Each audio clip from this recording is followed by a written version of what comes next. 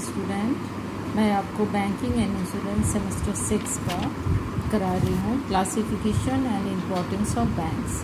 तो classification and importance of banks में कितने तरह के बैंक्स हैं और क्या क्या सबका अलग अलग इम्पोर्टेंस है वो मैं आपको पूरा एक एक करके आपको करा रही हूँ। आप इसको देख लीजिए। सबसे पहला है आपका रिजर्व बैंक ऑफ इंडिया, मैंने आपको कराया भी था।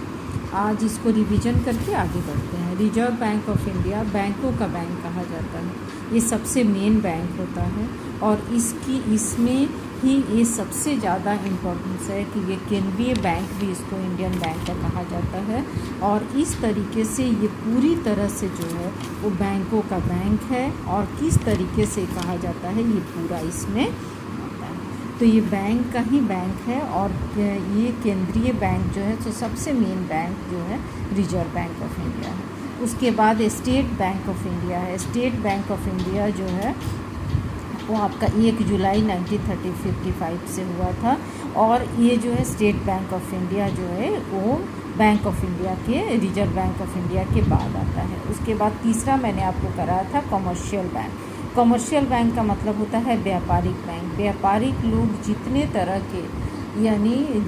तरह के अपने पैसे बैंक में जमा करते हैं तथा जितने तरह के उसमें से लेने की सुविधाएं लेते हैं वो सब कुछ इसमें व्यापारिक बैंकों में दिया रहता है। तो ये व्यापारिक बैंक में तरह तरह के व्यापारिक बैंक को डिवाइड किया गया है, जिसमें अनुसूचित बैंक हैं और गैर अनुसूचित बैंक है। तो अनुसूचित बैंकों में देखिए कहा है कि पेड अप कैपिटल कितना होना चाहिए, कितना इससे इसको शुरू करना चाहिए और कितना इसमें दिया जाता है। उसके बाद है गैर अनुसूचित बैंक है। गैर अनुसूचित बैंक का मतलब होता है कि जो बैंक अनुसूचित बैंकों की श्रेणी में नहीं आता है उन्हें गैर अनुसूचित बैंक कहा जाता है। इन बैंकों को रिजर्व बैंक अनुसूचित बैंकों की तरह ही सुविधा नहीं देता है, परंतु चालू नियमानुसार इसको प्रतिदिन इसमें कमी नहीं होती है। उसके बाद देखिए सार्वजनिक क्षेत्र के बैंक होते हैं, यानी हमारा क्या है public sector bank. Public sector bank मतलब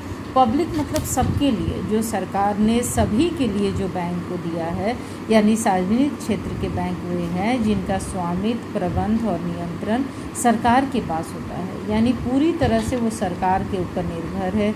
सरकार ही इसको पूरी तरह से नियंत्रित करती है, सरकार इसको देखती है। यानी बैंक पंजाब नेशनल बैंक में विलय कर दिया गया था।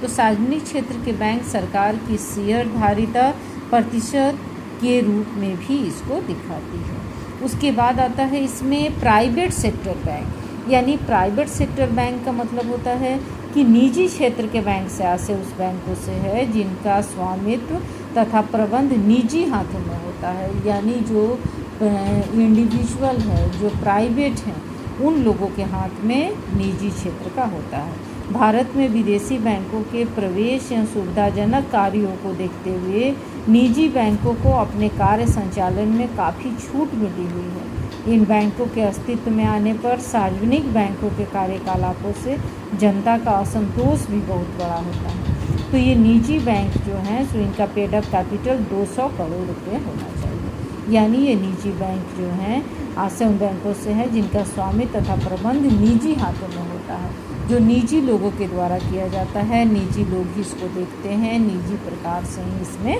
किया जाता है। तो निजी बैंकों की प्राथमिकता जो है प्रारंभिक चुकता पूंजी जो है 200 करोड़ रुपये तक होना चाहिए और प्रवर्तकों का अंशदान किसी भी समय बैंक की चुकता पूंजी की कम से कम 40% होना आवश्यक है।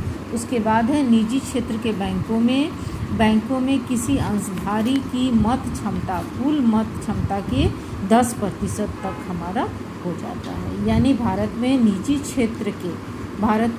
क्षेत्र के जितने भी हैं अंशधारी का उसमें प्रमुख निम्नलिखित तालिका से स्पष्ट हो जाता है, जिसमें निजी क्षेत्र के बैंक है आपका ICICI बैंक है, ICICI बैंक है, HDFC बैंक है, ये पंजीकृत कार्यालय है, स्थापना तिथि है, ग्लोबल ट्रस्ट है, UTI बैंक है और bank of Punjab, centurion bank है, times bank, development credit bank limited. तो ये सारे जो बैंक हैं वो आपका इस बैंक के अंतर्गत में आते हैं। उसके बाद आता है आपका विदेशी वाणिज्यिक बैंक यानी फॉरेन कमर्शियल बैंक्स क्या है? तो फॉरेन कमर्शियल बैंक्स में देखिए बता रहा है कि फॉरेन कमर्शियल बैंक जो होता है वो भारत सरकार के उदारीकरण नीति के तहत भारत में विदेशी बैंकों का प्रवेश हुआ है। भारत में क्रियाशील इन बैंकों का स्वामित्व तथा प्रबंध विदेशियों के पास होता है।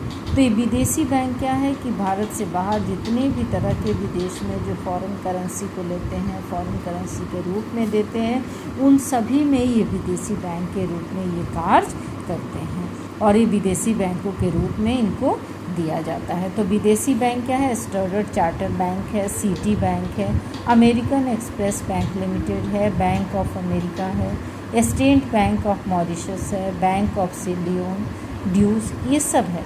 अब आता है आपका रीजनल रूरल बैंक यानी रीजनल रूरल बैंक क्या होता है?